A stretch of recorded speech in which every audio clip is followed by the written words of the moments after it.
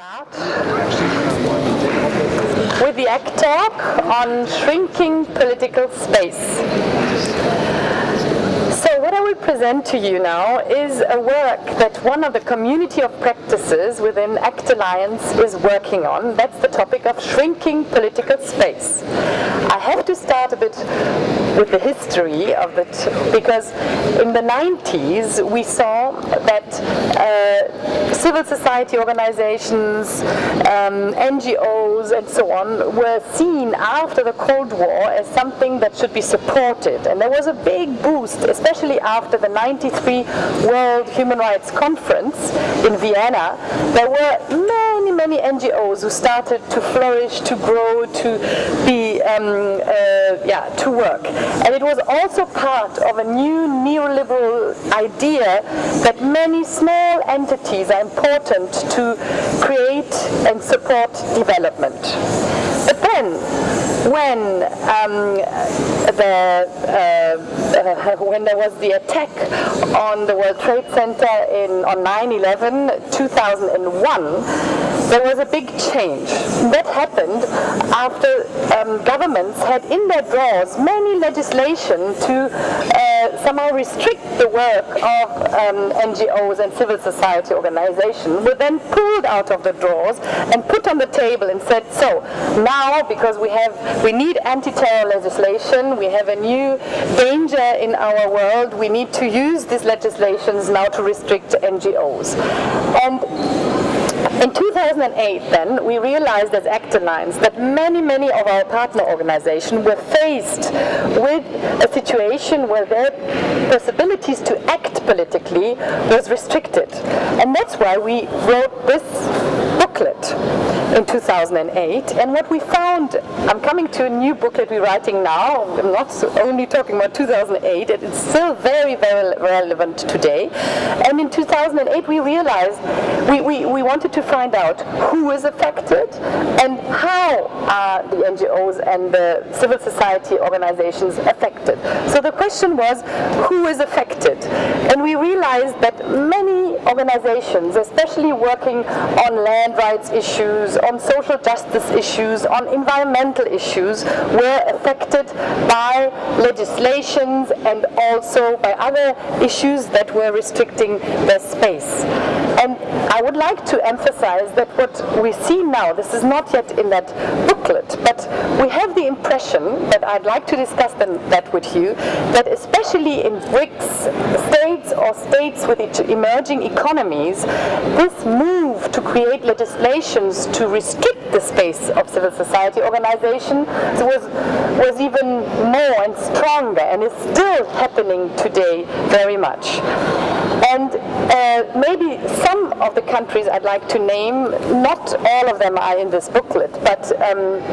some of them you know of is, for example, Russia, where you have an NGO law which says if an NGO gets foreign funding, the NGO will be named a foreign agent and has to register under this law, which is already a sort of defamation. Then we have countries like Ethiopia, we have countries like India, where we have the FCRA, which restricts as well organizations which get foreign funding. But, for example, in Egypt, one of the main reasons why the human rights organizations joined the struggle against the Morsi government was an NGO law, which was very similar to some of the others, like the ones in Russia and in India, which were worked on. And that made the human rights organization furious, and that's one reason why many organizations joined then the struggle against Morsi. Now this law at least is gone, even if we have many other human rights problems in Egypt. So we asked ourselves then, that was the first point, who is affected, and then the second point was how are non-governmental organizations and civil society organizations affected. One very obvious item was the question of foreign funding, which is restricted through those laws, which becomes restricted through those laws, and which makes it nearly impossible for NGOs then to continue with their work. Another point is that the laws create a enormous administrative hurdles for NGOs who have to prove many sorts of small issues and have to write statistics and have to work on their business plan and so on, much more than needed, and have to report all 6 months and so on, so that their work becomes very difficult. Another obstacle or another issue that is restricting the work of the NGOs are criminal cases, which were imposed on many NGOs, asking them to prove or to say that were involved in drug trafficking or they were involved in some illegal activity and so on, which then again made the work or makes the work of NGOs really difficult, because they have to fight against the criminal cases which are put against them, and leads to enormous amount of resources as well, which go into the criminal cases, but also which leads to big problems in the daily work. And other issues concern the restriction of the media, the restriction to get information, and the restriction on the right to assembly, which we saw. And now we have decided that we would like to see whether there is a possibility of defining criteria which create again an enabling environment, which support NGOs to work better in a certain environment. And that's why we did a new research, which is not yet published, I'm sorry for that, where we looked at several countries like Colombia, Rwanda, Zimbabwe, and Malawi, where we looked at factors that might have created an enabling environment. And there we see that there are aspects like, for example, changes of government, like it happened in Malawi, but also changes of legislation which came through the change of government. For example, on criminal legislation, which was quite undefined and created, for example, if someone, the criminal offense, what was committed was usually that people say bad things about the government and are like putting defamations on the government. And it was a very broad law which created lots of criminal cases. Other issues were, for example, in Rwanda, where there was a very harsh genocide law which also was too broad and affected many NGOs who were just working and trying to criticize maybe the government on some issues, but also to get involved in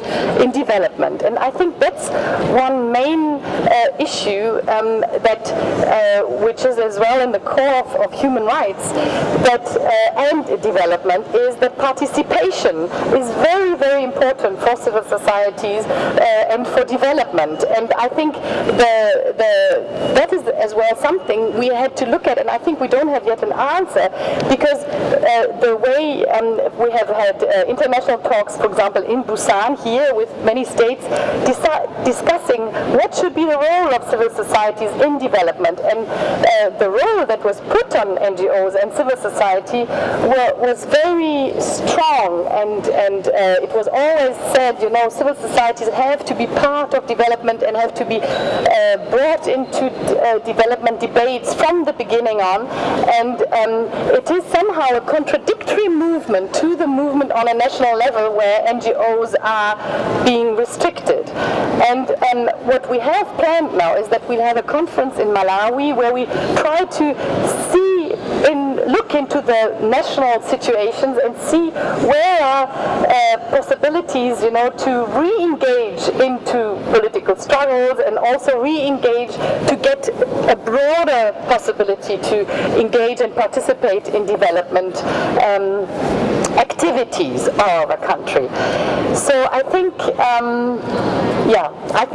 maybe I leave it to that, because my main interest is to find out if your situations in the countries you're coming from are similar, and if you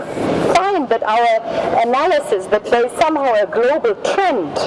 where NGOs and civil society organizations are being restricted is happening. And maybe one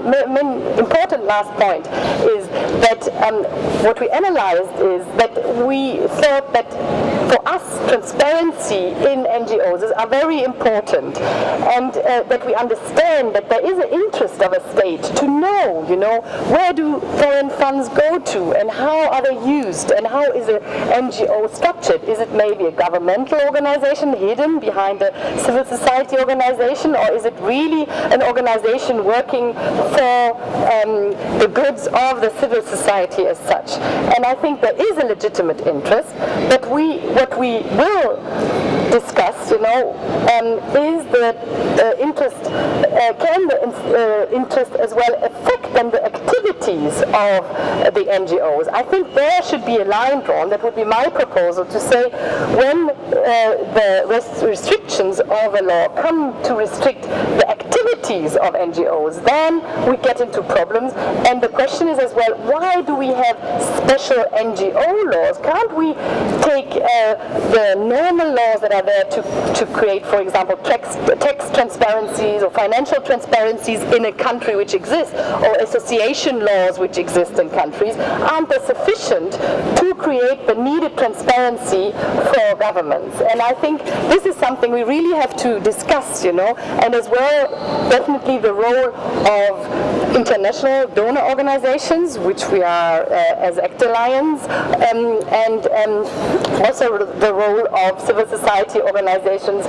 in the international field. What could be their role to support NGOs who face these situations on the ground? So I think I'd like to open the discussion now to hear from your experiences with these kind of restrictions.